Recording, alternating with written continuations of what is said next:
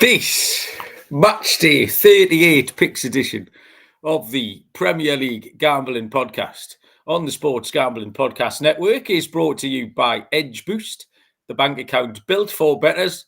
Sign up today at edgeboost.bet with the promo code SGPN and get a $25 deposit bonus.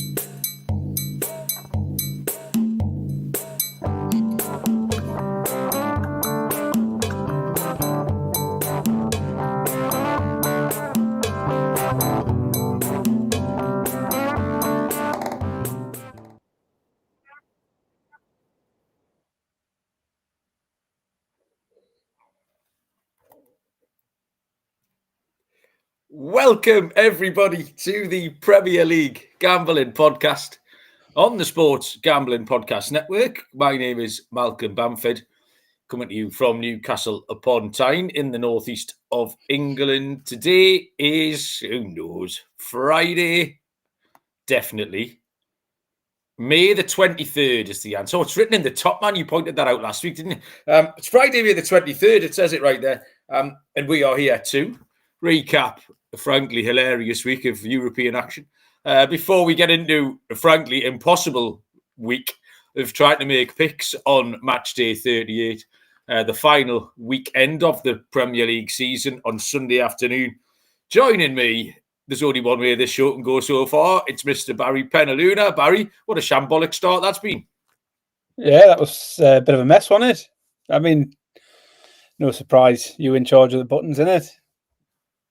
Yeah, I struggled with it. I pressed the wrong button. I couldn't see us first. And then I remembered if you press down, then I could see us. But then I pressed down and accidentally started the stream. So then we went back up again.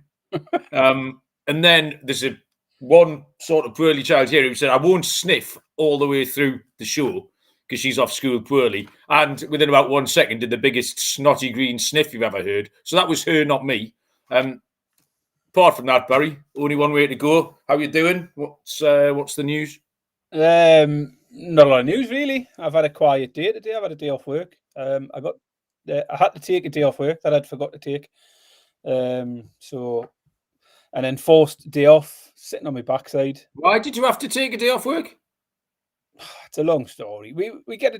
I get a day off, believe it or not, for the King's birthday, Malcolm. That's fucking hell. The Americans will love that, Baz. That's the sort of thing that makes them think we're entirely retarded as a nation. There is a time limit with which you need to take that day off. And basically the end of this, this was for last year. I totally forgot about it. I agree, it's ridiculous. But anyway, I had to take it or lose it. So I took the day off. I thought there's a bank holiday on Monday, so I might as well have a 4-day weekend. Have you honoured the King's birthday in any way, Barry? No, don't think I have. Well, you should.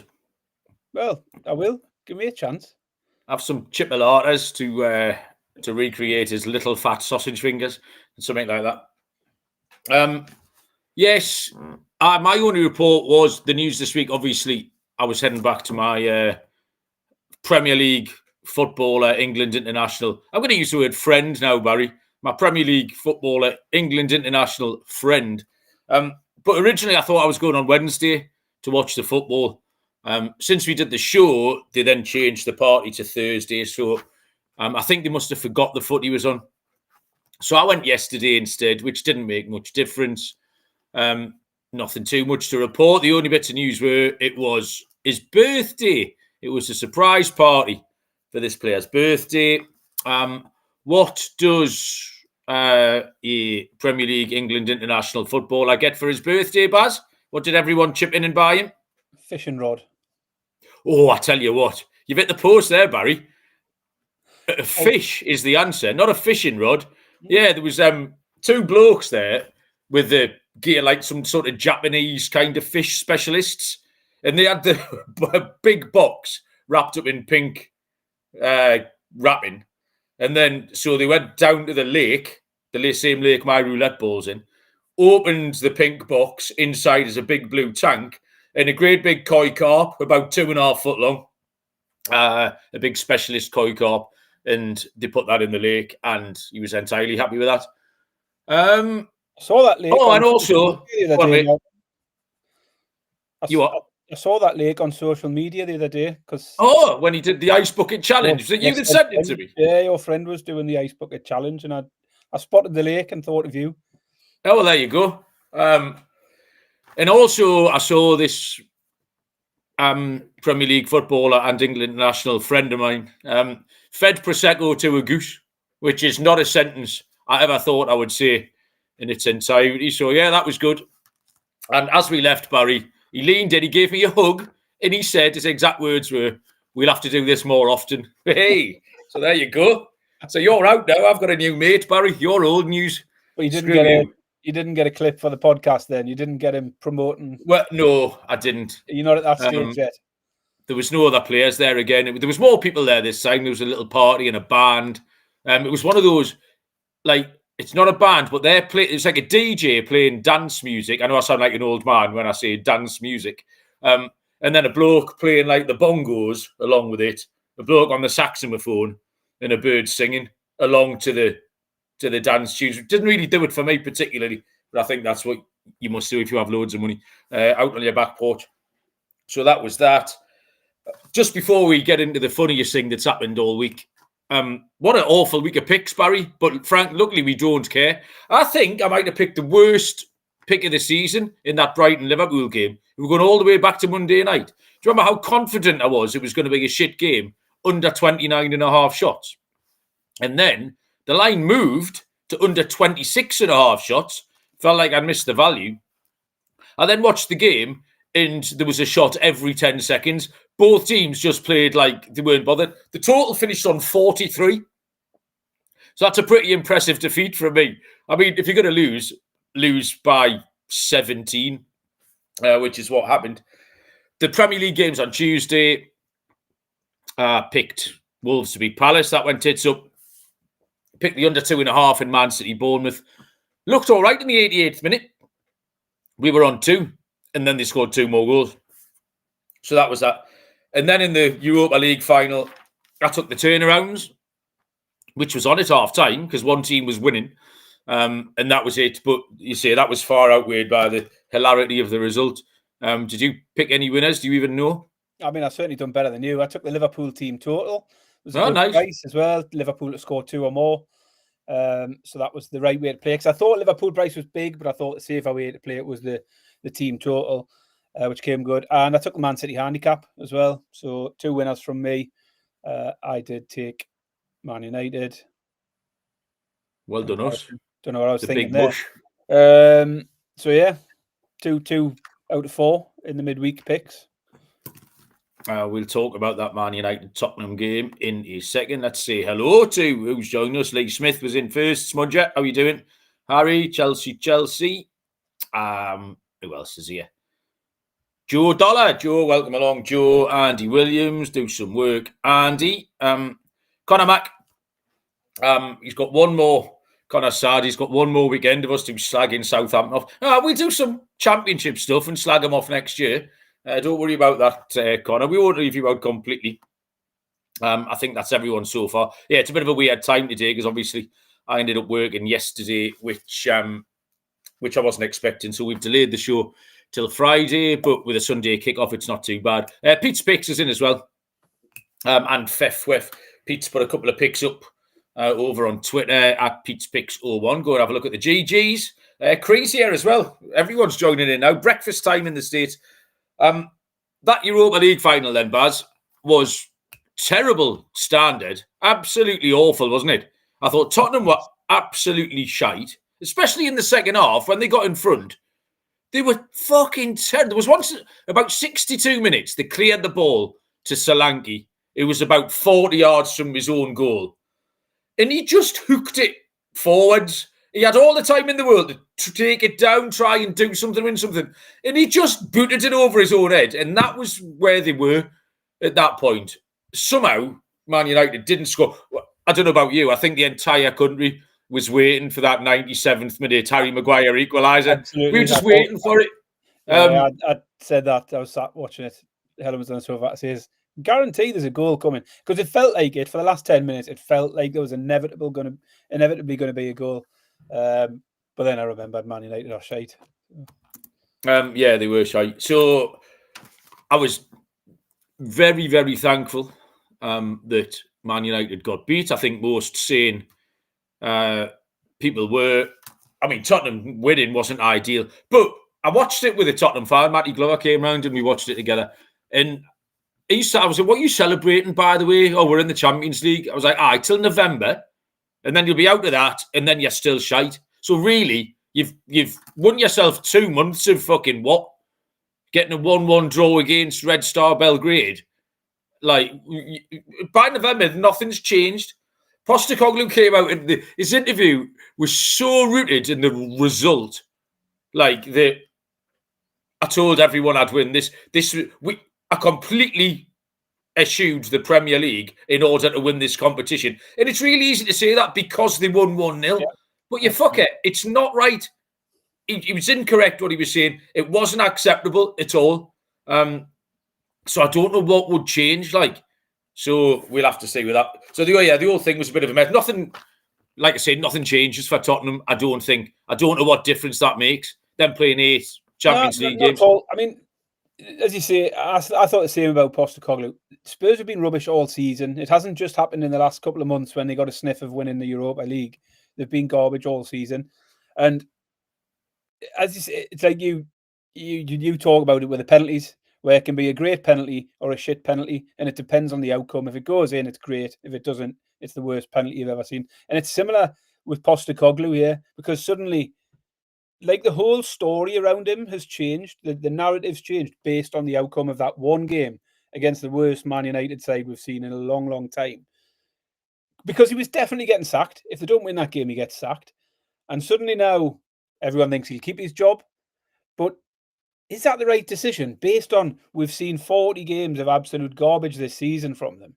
And yet, one game essentially is going to save him and put him in there again. I just don't think they're going to be in a good place come November, like you say, next year. I just think. And they were rubbish in that game, Baz.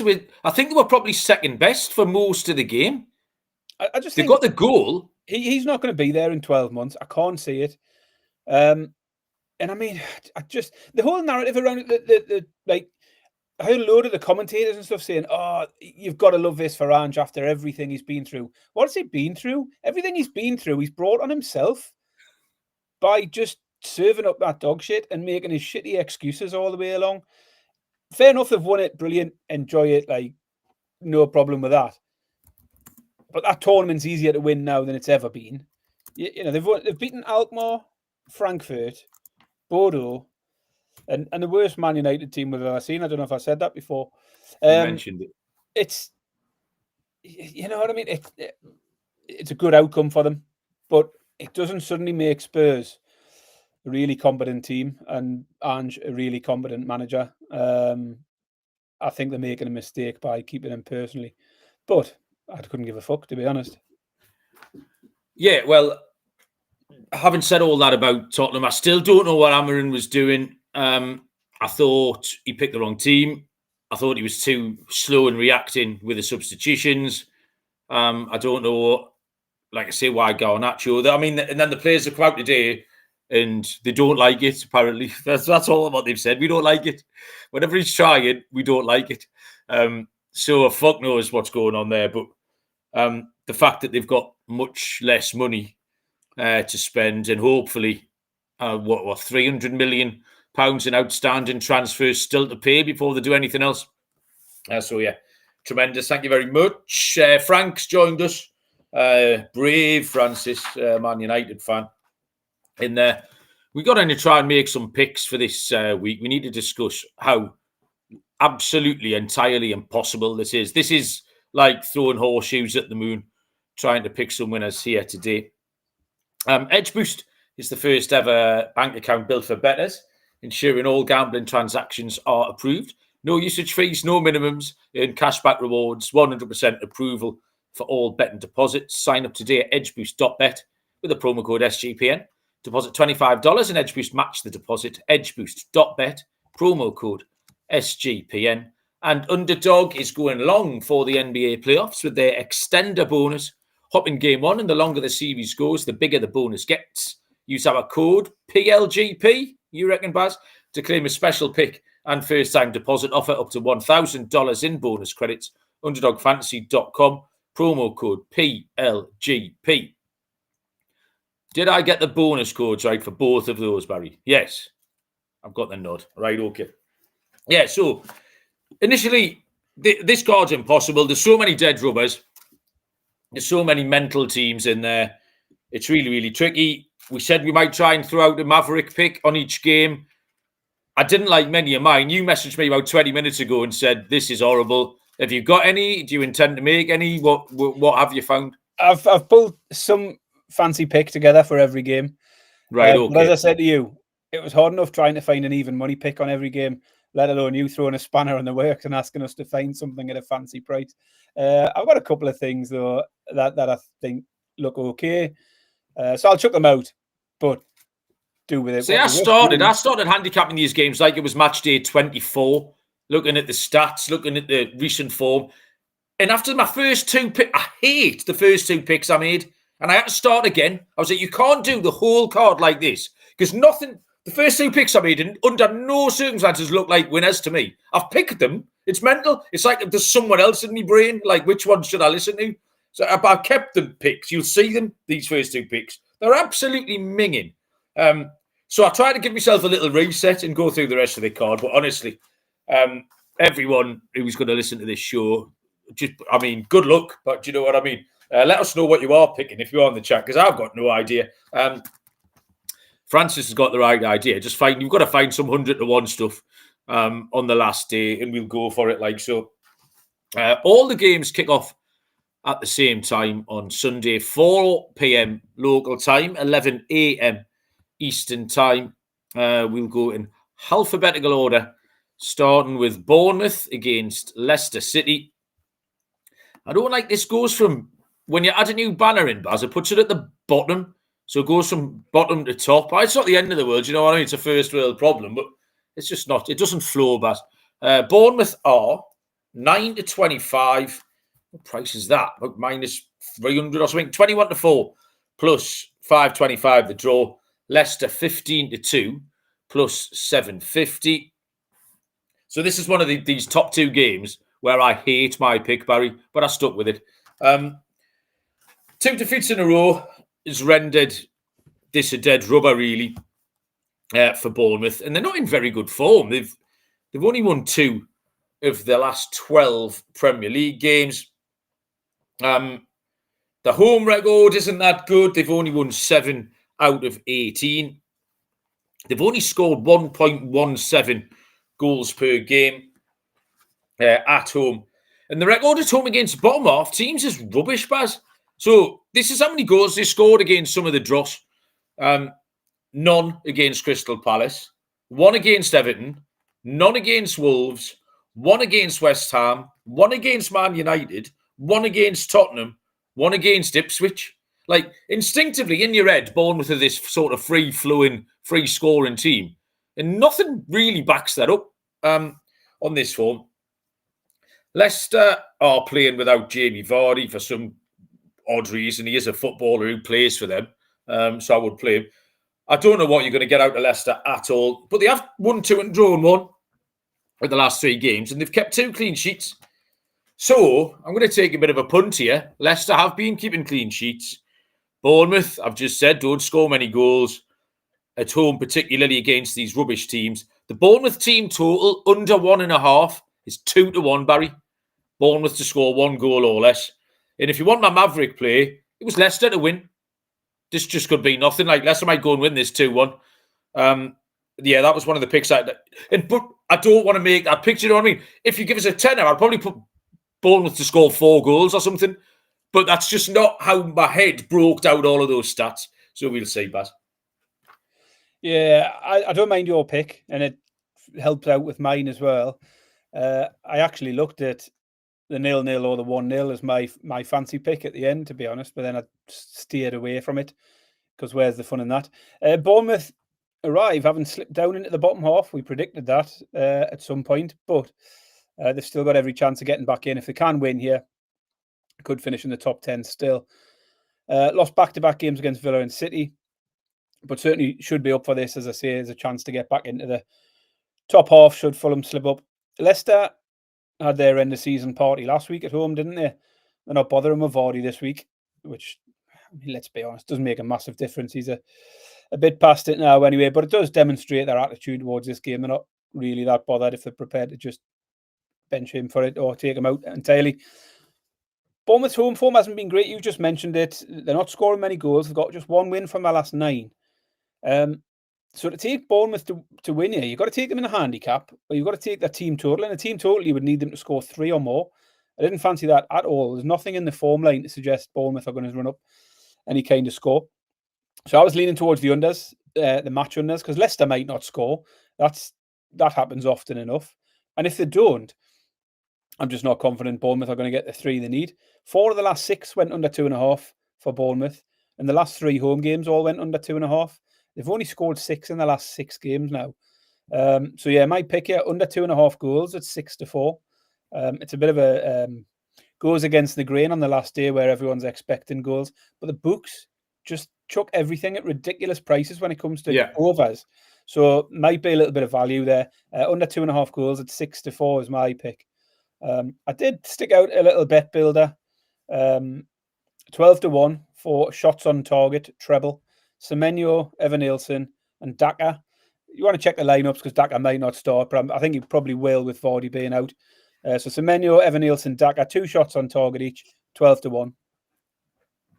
Don't mind that, Baz. It's interesting that we both came down on like a low scoring game because, like I say, instinct. Last year of the season, Bournemouth v Leicester, you're thinking 5-2 Bournemouth, and then you look at it, and I just couldn't get there at all. So we both pivoted the other direction. Bootle has joined us in the chat. Bootle, congratulations, Europa League winner. Bootle, he goes into the pantheon of most successful English clubs since March the 16th, 2025, joining Newcastle United and Crystal Palace as the most successful clubs of all time. Fulham take on Manchester City next up. Fulham are 21-4 plus 425. 16-5 the draw plus 320. Man City 3-5 minus 166. Baz. This is. I mean, it's definitely a potential banana skin for City, having dropped points against Southampton the other week and lost to Palace recently. Fulham taking points here isn't too far-fetched. The only problem really is Fulham haven't been hugely reliable lately. They've only won 2 of the last 6, and they've lost 5 of the last 8 at home as well, so not particularly good at home at the moment. Big game with big implications for City, but so was the cup final last week, and they didn't do good enough there. My first thought here was goals, because I think Fulham can definitely get on a score sheet. City might still have enough to win it, but I wouldn't rule off Fulham pulling off some sort of surprise and taking points like they did against Liverpool just a few weeks ago. This pick would have hit in 4 of the last 5 games for Fulham as well. I've gone for goals here, over 2.5 goals, but both teams to score as well. So 5-6 for over 2.5, and both teams to score between Fulham and Man City. I'm enjoying everyone getting stuck into each other in the chat, Baz, while we're getting away. Joe Dollar's taking absolutely pelters off everybody. Everyone who's won a trophy when Arsenal. Excellent. You keep it up, boys. Crack on. Don't mind me and Baz. Just forget we're here. Fulham, good win last week. They won from behind to Brentford, which annoyed me. They continue the pattern of just flagrantly winning, losing in equal measure. What's the point? With no rhyme or reason, they've won 8 and lost 9 of the last 17 games. Like, they'll beat Liverpool at home, then they'll lose to someone dog shit. It's ridiculous. They've got a really good record against the top half teams, Baz. They've won 9 of 17 against teams in the top half. Man City are in decent form. No loss in 9. Did lose the cup final. Obs won 6 and drawn 3 of them. They got a bloodless win against Bournemouth the other night. Bournemouth didn't turn up particularly. 1 point should confirm Champions League football for them. I don't mind Fulham here, Baz. I'm going to give Fulham a little chance to get involved. They'll absolutely play with a handbrake off. Man City are too short on the form line. I'm going to take Fulham double chance here. 13-10 plus 130. And for my Maverick play, because I do think that Man City defence is a bit vulnerable. I've got Raul Jimenez to score 2 or more goals at 12-1, Barry. If you fancy something a bit more exotic. Next up, whoa. I've got an exotic one for you. Kevin De Bruyne, first goal, 10-1. Last ever game for City. So Kevin De Bruyne, first goal, 10-1 was the one I come up with. He really should have scored the other night on his last home game when he hit the crossbar from 1 inch out. Like, it was virtually impossible to miss, but he managed it. So yeah, he probably will score tomorrow. But Ipswich Town take on West Ham United. Ipswich are 2-1. The draw's 11-4 plus 275. West Ham 6-5 plus 120.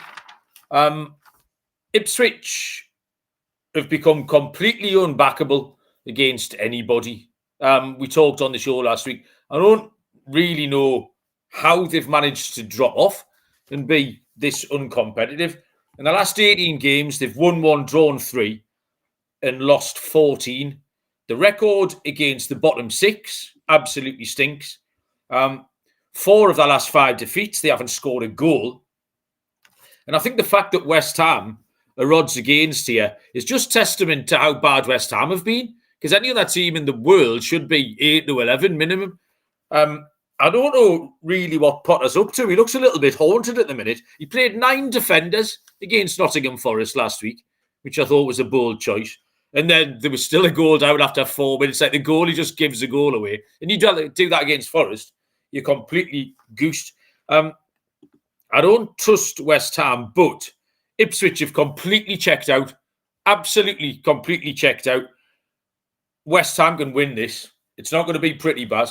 West Ham to win at 6-5 plus 120.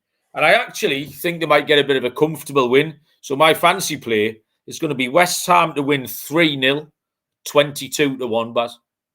Close. You're not far off. Yeah, you might need another goal, though. I mean, this looks like one of the worst ones on the card. West Ham have got 1 win in 10. Ipswich 1 win in 14. But I did land on a pick quite quickly here. It is a short price. But Ipswich have been pathetic the last few weeks. I want nothing to do with Ipswich. We've seen Leicester and Southampton at least put up a little bit of a fight in a couple of games here and there after the relegation's been confirmed. Ipswich have just done the opposite. They've just packed in. West Ham don't win often, but they've avoided defeat enough. They've, I think, lost 3 of their last 8. But they've scored in 7 consecutive games, so they have got a goal in them. So goals as well went. West Ham goals.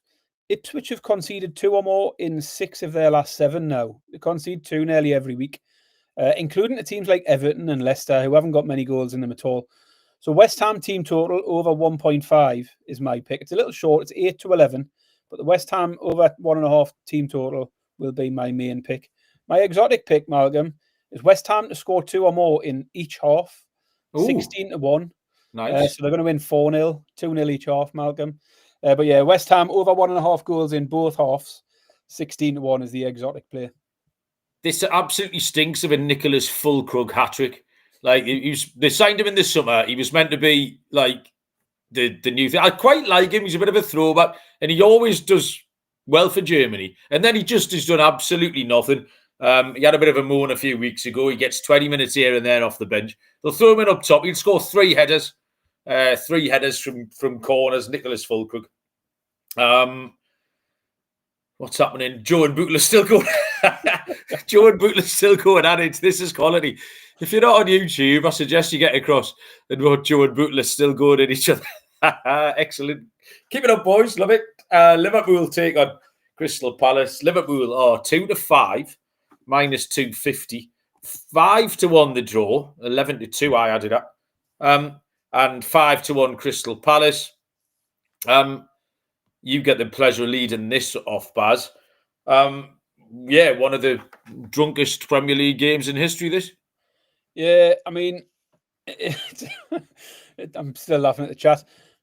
It's a bit of a look forward to the Community Shield game for next year. And I suspect this one could be played out very much like an exhibition game as well. Liverpool haven't bothered trying since clinching the title. Conceded 8 goals in the last 3 games, Liverpool. I know you suspect they might want to go out on a high at home here. You've just no idea how it's going to pan out, what sort of team they're going to put out. But I do think goals has got every chance. 18 goals in the last 4 games now for Liverpool. Over 3.5 hit in all of them. And we've just seen Palace play their part in a 6-goal encounter with Wolves earlier in the week. Horrible game to be making a bet on this. The two could just piss about here and not care, or they might just play with a bit of freedom and we might see some goals. I've gone for the latter, but it's just a hit and hope, really. I'm taking the over 3.5 goals here. Just that Liverpool form recently just pushes me that way. Not my favourite pick at all, but I've gone for the over 3.5 goals here at 4-5. And then I'll put out my exotic now, because on the complete flip side of that, and if these two do just mince about for the next 90 minutes, I'm going to go for an absolute bore fest. Under 2.5 goals, under 2 cards, and under 11 corners, 14-1. Okay, I did have a look at cards. Going nicely. I was going to have a look at the cards being 0, but I couldn't find the price anywhere. So yeah, the fancy one will be the unders. Unders on the goals, unders on the cards, unders on the corners, 14-1. Fefwef's gone over 1.5 first half goals and over 3.5 in the match. And up the ladder, over 4.5, over 5.5, like that. Yeah, we saw kind of 2 contrasting reactions to success this week, where Liverpool made loads of changes, just played a mad game where they didn't care and got beat. And Palace came out and played well and scored 4 goals, which we completely handicapped in the other direction. Liverpool are way too short on the evidence of 2 recent defeats against Chelsea and Brighton. Like, how can you take Liverpool at this price when they've just lost 2 games without trying very hard? All 3 outcomes here are on the table. And that meant, because the draw was the biggest price of the 3, I was happy to take the draw. At the time, I had Palace at 19-4. The draw was at 11-2. They're both 5-1 now. But I don't know why they can't just play out a lovely draw. No one cares. No one gives a shit. Therefore, the 2-2 draw at 20-1 caught my eye. It's a nice bet, Baz. So we'll take the 2-2 at 20-1 between Liverpool and Palace. Francis is going up the ladder for 3-3. I like that. And Harry's throwing out a Salah hat-trick. So Mo Salah hat-trick in a 3-3 draw is your bet builder there from Harry and Francis. Love that. Rhythm is your home for AI-backed picks and props. Dominate the NBA playoffs, PGA, MLB, and they've just launched WNBA 2. Rhythm knows you love it, which is why they include a 7-day free trial. 2 really good deals at the minute. 25% off a monthly subscription. The promo code is SGPN25. 50% off an annual subscription. The promo code SGPN50. That's Rhythm promo code SGPN25 or SGPN50. And the Circa Ultimate Fantasy Football giveaway. Great prize. This 12-person team to 12-person league to draft in Las Vegas. You get a 2-night stay at the Cirque Resort and Casino for everybody. Draft at Stadium Swim with a $5,000 bar tab. A party at Legacy Club, limo, transportation. Contest runs from May the 5th to June the 30th. Go to sportsgamblingpodcast.com/circa. That's sportsgamblingpodcast.com/CIRCA. And finally, we're brought to you by mybookie.ag, your place to bet on every sport, including the NBA playoffs. For the true degens, there's the MyBookie money bag. Loads of locations accepted. Crypto deposits and payouts are really fast. Head to mybookie.ag, promo code PLGP for a 100% deposit match up to $1,000. T's and C's apply. That's mybookie.ag, promo code PLGP. Next up is a 4 o'clock kickoff. They're all 4 o'clock kickoffs. I've said that. Manchester United taking on Aston Villa. Man United have shortened up here. They were 7-2 earlier in the week. They're now Burlington Bertie 100-30 plus 333. 3-1 the draw. And Aston Villa are 7-10 minus 142. This is me, innit, Baz? So everything that's wrong with Manchester United was on display the other night in Bilbao. A glaring lack of quality all over the pitch from your goalkeeper, right the way through your defenders. Everything's wrong. The attitudes are wrong. And I still don't really trust the manager. He's made so many mistakes that no one seems to talk about them. I was like, oh, is he the right man for the job? Can he take them forward? Can he get his own players in? I don't fucking care. Be better, make some better decisions. Because every one of his decisions he makes appears to be dog shit. Love it. Absolutely hilarious. All of it. Villa will be going full tilt here. There's no excuses here for Aston Villa. They're the better team. They're playing a poor team who've just had an emotional and physical kick in the balls on Wednesday night. But I think Man United will play them quite hard out of pride. And I'm going to give Man United a goal, Baz. I think Villa should be able to turn them over. But both teams to score over 2.5 isn't a bad price here. 9-10, -111. And as my fancy play, Barry, I don't know if you know, Villa have got a lad at the back called Ezri Konsa. He's dangerous from set pieces, he is, Baz. Scored against Tottenham last week, tipped him up at 33-1, if you remember. He's going double bubble. He's going back to back. Man United can't defend set pieces either, can they? It's the same handicap. Ezri Konsa, 33-1. Baz? Yeah, I mean, Man United can focus back on the league now, can't they, with the Europa League over? Unfortunately, as I've mentioned before, I don't actually think they ever gave up on the league. They just haven't been good enough. Because the lineups they put out every week was, pretty much the same every week. And as I say, it was clear this week when they were at full tilt, absolutely giving it their best against Spurs. They were absolute dog shit. That was their best effort in a massive game for them. And what they served up was absolutely embarrassing. Absolutely miles off it. I can't see any way they're going to get anything here off Villa.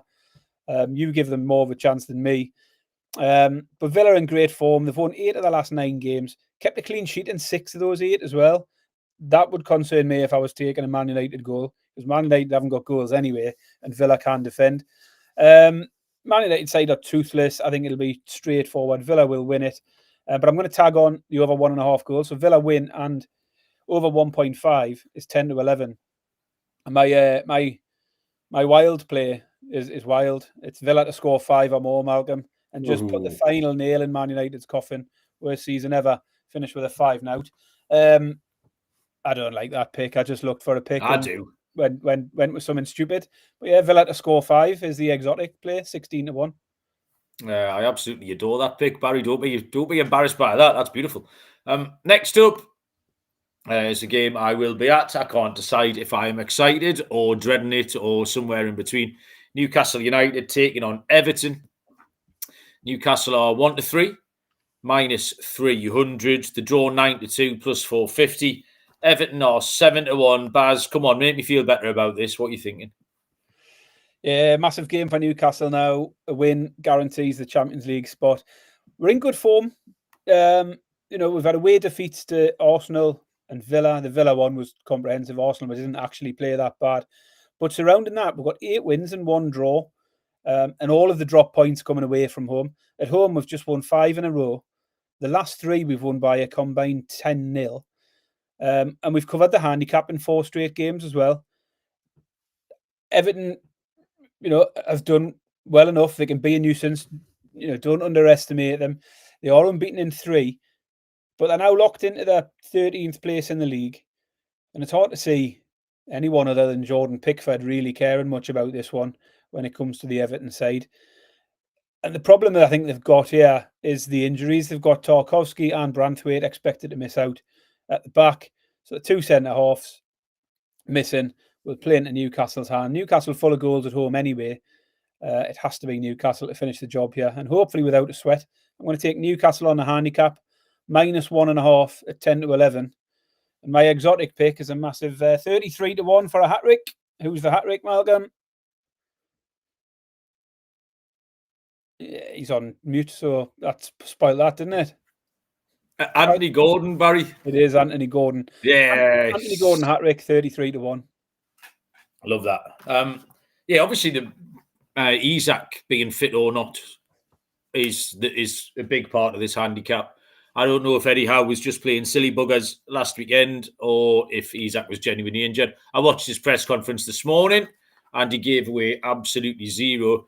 The kid who worked yesterday with me at the casino, he's got two of his mates are in the academy and they do a full walkthrough with the starting 11 the day before, with the academy big in the shadow, big in the opposition.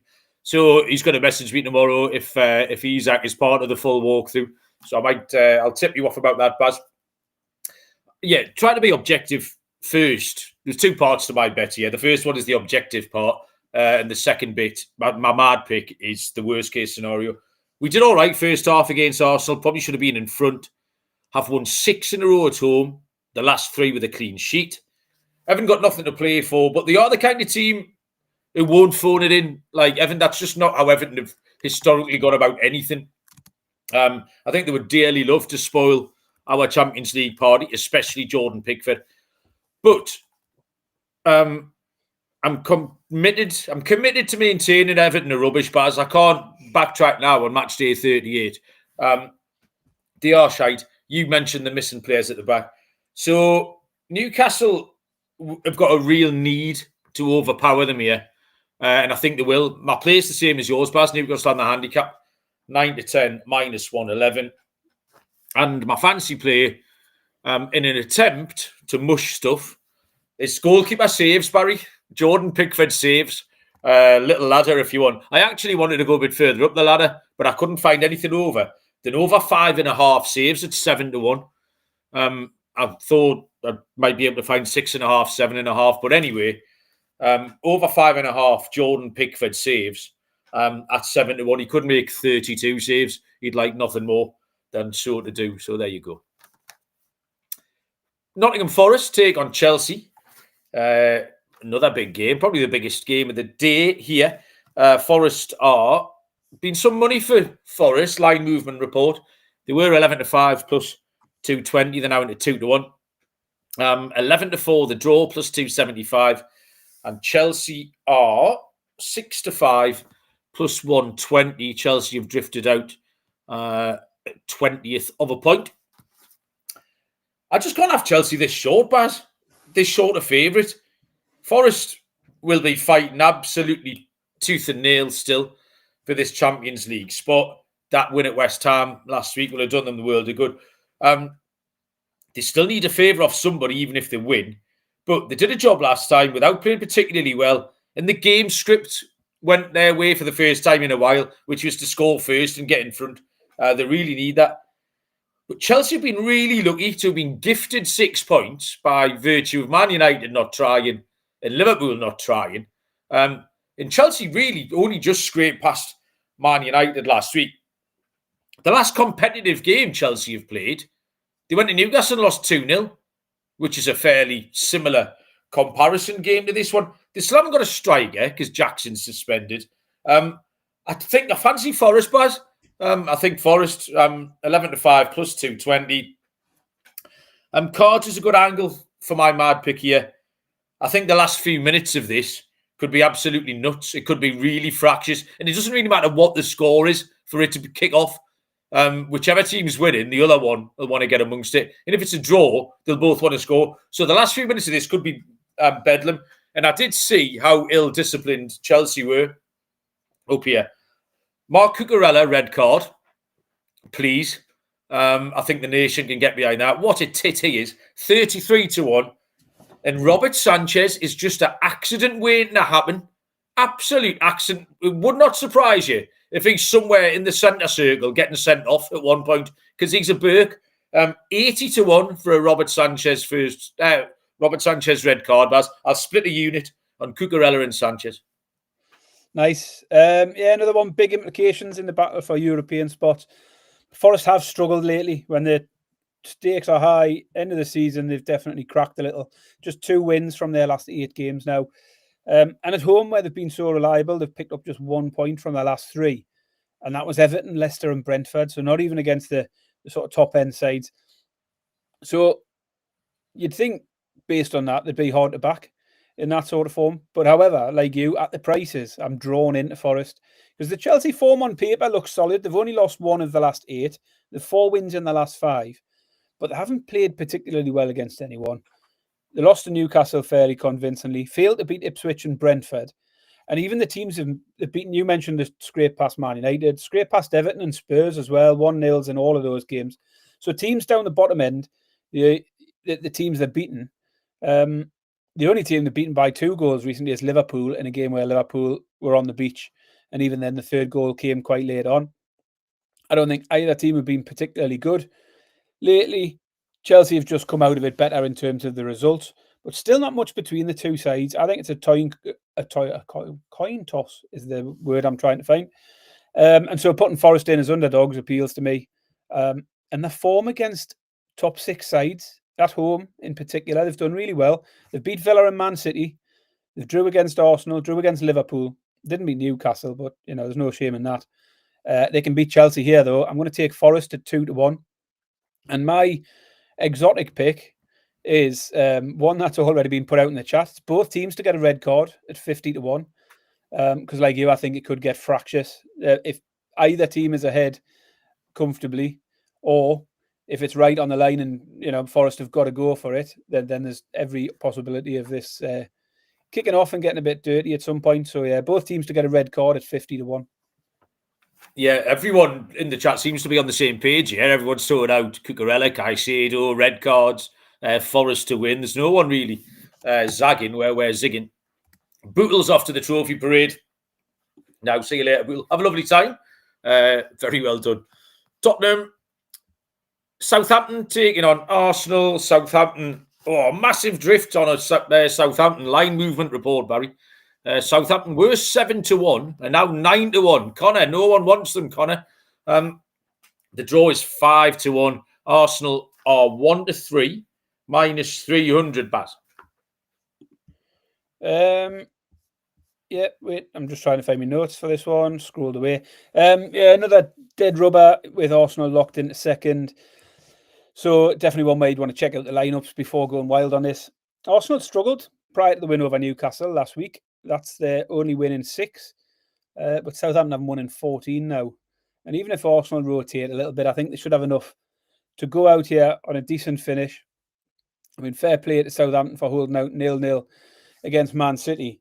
But then the sandwich that between 2-0 defeats against Leicester and Everton, meant very little in the end.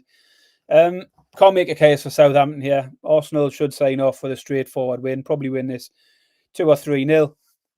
Pick for me, Arsenal on the handicap. Arsenal to win by 2 or more at 4-5 will be my main pick. And my slightly more exotic pick is a little bet builder. Arsenal win both halves. Saka and Trossard, 2 shots on target each, 8-1. It's another game where we got the same pick, Baz. I feel a bit better now because I didn't like any of these, and actually, at least we're all going to lose together or win together. Southampton remain utterly hopeless. They haven't scored in 3. Arsenal remain entirely insufferable. But Arsenal have that look of flat track bullies about them. They love bullying shit teams. Like Arteta will be all over this. And I think they'll aim to win well here. I do think they can stuff them. My pick is the same as yours. Arsenal minus 1.5 at 4-5, minus 125. But my fancy players are Arsenal goals. Over 4.5 Arsenal goals is 7-1. Over 5.5 Arsenal goals is 16-1. Arsenal can run up to 6-0 here. So we'll take half a unit and play it on both of those. 4 o'clock is still 4 o'clock. Tottenham against Brighton. Tottenham are 13-5 plus 260. No, they're not. 16-5 plus 320. Tottenham have drifted out a little bit on the grounds they'll be full of booze. The draw is 130 plus 333. Brighton 7-10 minus 142. I can't see Tottenham being hugely competitive for 2 reasons. A, they won the trophy and they're having a lovely parade and they're all having a lovely time. And B, they're shite. So they couldn't be competitive if they wanted to. It doesn't take that away. You can't don't forget they're rubbish. That a big part of this handicap is don't forget Tottenham are rubbish. Like, if this was a normal game, if this was the second week in February, we'd just be smashing into Brighton because Tottenham are rubbish. So the cup thing, it's kind of the first thing you want to mention, but it's not the be-all and end-all in this at all. Brighton were just nuts against Liverpool. I hate Brighton. It really winds me up. They're just cheating, Baz. Like, they played another load of those people that you've never heard of the other night. They're like a five-a-side team, and they're just all pissing around doing what they want. Oh, let's have 43 fucking shots. Like, they're not playing properly, and I'm not having it. It shouldn't be allowed. And they'll do the same here, and they'll score loads of goals. So Brighton to score in both halves is even money. And for some reason, I haven't wrote down another pick. But I'll take Brighton to score 2 goals in both halves, which is what you said later on. Or maybe a Brighton team total. Anyway, we'll go up the ladder for Brighton stuff. But yeah, Brighton scoring both halves at even money, Bass. Yeah, the first thing that popped in my mind here was the Palace letdown earlier in the week and how we faded them coming out of the FA Cup thinking they wouldn't care. And then they went and scored 4 goals against Wolves. And we got that wrong. But I just can't see the same being the case here. Spurs only arrived back yesterday. They've got a parade today. So they'll probably have like half a training session tomorrow. I suspect not many of those who started the other day will start at the weekend. Could be wrong. I mean, there's not a lot else coming up for them in the summer. But I can't see Spurs going for it. And even if they do go for it, nothing we've seen recently suggests that really matters. You've mentioned there. It doesn't matter. They're not very good. Don't let the result from midweek fool you. That was them at their best. And it wasn't pretty at all. That was their biggest performance that they'd saved for the biggest game. And that wasn't very good. Brighton need this one for European place possibly as well. So there's plenty to play for Brighton. And they're currently unbeaten in 4, won 3 of the 4, and they scored 9 goals in those 4. So they've got goals in them at the minute. I think Brighton will win. 7-10 is a little bit short. I'm going to tag on the over 2.5 goals. I think there'll be goals at both ends with Brighton coming out on top of it. So Brighton win and over 2.5 goals at even money. And my bigger priced one is both teams to score in both halves and over 12.5 corners. 25-1 for it to be a little bit of a lively one. Harry's just thrown out Finland. All right, hang on. So in the Finnish league, I thought you meant an international game. We're getting some live Finnish league tips here. This is good, Harry. This is what we're here for. HTP against Hacker. Over 5.5 goals. Get in. I didn't expect that today. One more game left. Have we got? Yeah. Wolves are taking on Brentford. Wolves 9-5 plus 180. 27-10 the draw. Plus 270. 27-20 Brentford plus 135. Baz, finish us off with a winner. Yeah, so Wolves have dropped off, haven't they, in the last few weeks? They've lost 3 in a row, having won 6 in a row prior to that. And the switch around wasn't that unexpected, really, because the fixtures took quite a turn for the worst. And the 6 they won all came against the bottom 6 sides. As soon as they started facing stiffer opposition, they've struggled. Brentford had been going really well until coming up against Fulham last week. They were unbeaten in 6 and had 4 wins in a row before Fulham took them down. They dragged themselves into the race for 8th.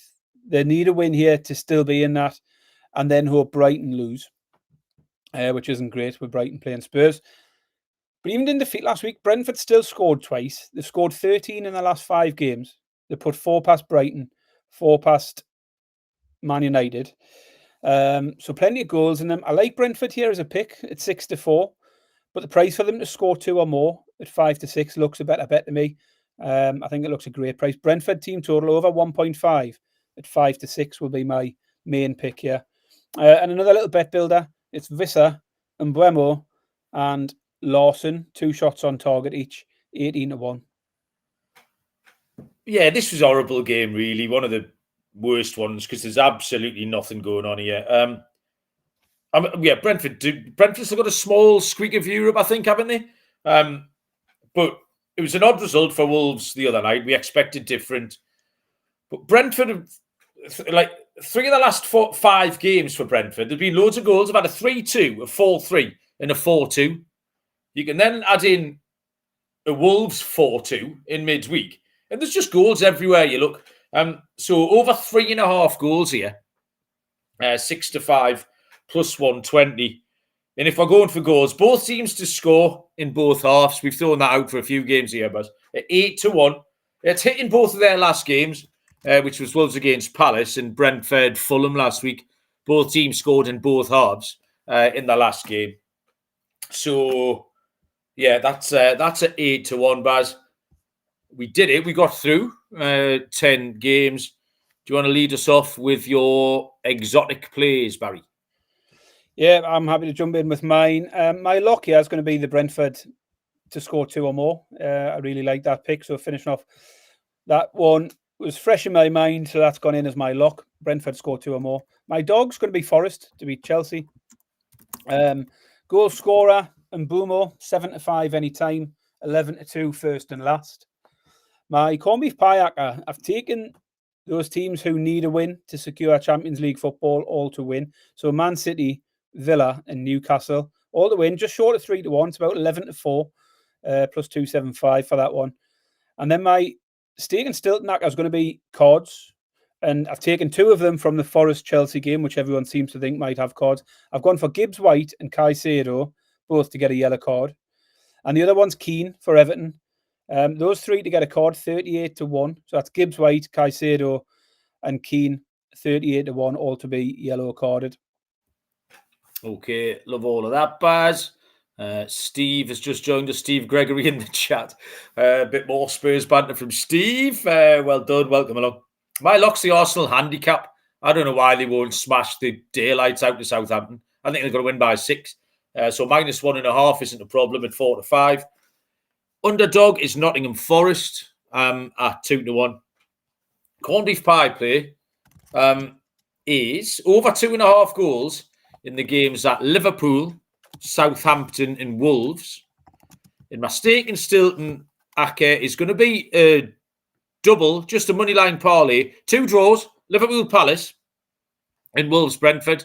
They're both going to draw 2-2 if you want to go mad. But that's 25-1. And my anytime goal scorer is going to be Kai Havertz. He's back, isn't he? He'll play because he hasn't played for a while. And if Arsenal are going to score 6, then Havertz, you'd imagine, gets 1 or 2 of them. And I have got an insane pick. Well, it sounds insane. If I tell you it's 215-1, it sounds insane. But when I tell you what it is, Baz, it should be about... 215-1, is that the highest you've got? Yeah. Have you got... beat that. All right. But I reckon this should be about 9-1. Like, do you know what I mean? So obviously what you think here. It's saves, Baz. So I mentioned earlier on, Pickford over 5.5. I'm going to throw in Aaron Ramsdale over 5.5. So what happens here is, if we don't win that Arsenal to score 6 goals, it's because Ramsdale's made loads of saves. So Ramsdale over 5.5. And Matt Sells over 5.5 as well. Chelsea can make some chances, and Sells has been making some saves. So Pickford, Ramsdale and Sells. I mean, you can do doubles and up if you want. You can get some 50-1 doubles. 215-1 for those 3 to make over 5.5 saves. Bootle's locked himself in the house, trying to get to this. We've got live drama going on here. He's trying to get to the Tottenham parade. This is the most Spursy thing I've heard in ages, Bootle. Tottenham won a trophy, and Bootle's locked himself in the bathroom. So, well, mate, you've got to go through that window head first. I want to see. This is quality. I'm so you've got bigger than a 215-1. What you got? I assume he's locked out rather than locked in. Oh, right. You think he's locked in? He's left in a hurry. Well, why is he trying to get in the house? I thought he was going out. He's not left. He's left in a hurry and not picked his key up, I think, is the answer. But anyway, moving on. We've got a ladder, obviously, and we're doing something a little bit different here. I've picked 3 games. I've gone for games that I think will have goals in.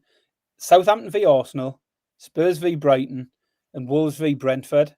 So we start off at the bottom of the ladder. All of those games over 2.5 goals, 2-1. All of those games over 3.5 goals, 8-1. All of those 3 to go over 4.5 goals, 44-1. Now we're talking. Yes. And we'll finish off with over 5.5 goals in those 3 games between Southampton, Arsenal, Spurs, Brighton, Wolves, Brentford. Over 5.5 goals in all of them, 226-1. Yes, Barry, well done. You've redeemed yourself there. Yeah, I love that. It's got a chance, Baz. Well done. We made it to the end. Have you got anything you want to tell the people before we let them go, Baz? Yeah, I'm following in your footsteps. I'm off to the northwest of England this weekend. Not to a Premier League footballer's house, but I'm going to a music festival. Going to the Neighbourhood Weekender in Warrington.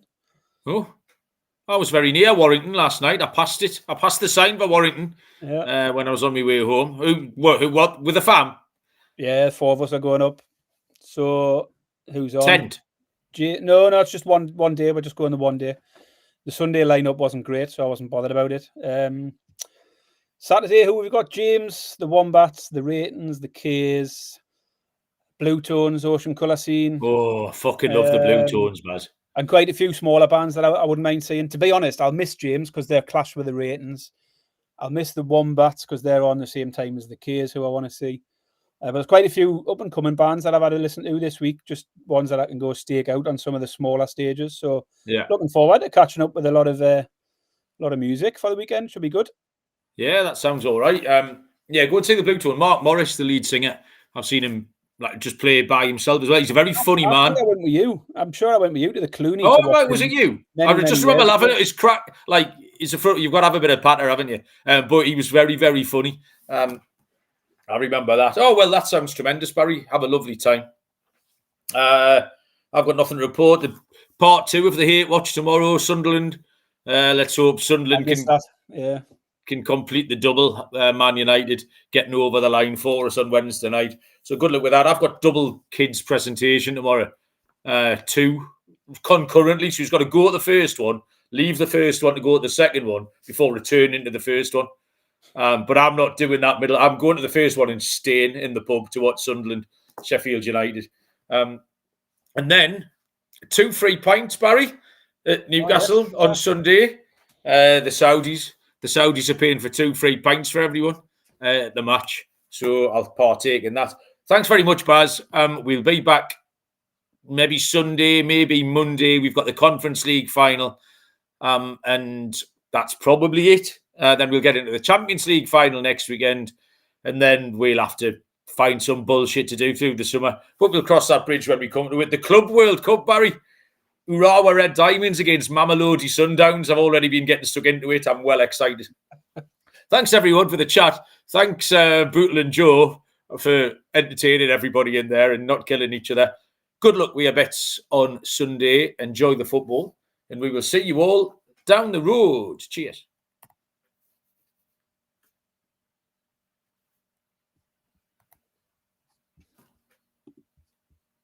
Where's the thing? Make the thing come on. You're hopeless, you. This is your job. Cheers. I'll press the button, isn't it? Oh, there it is.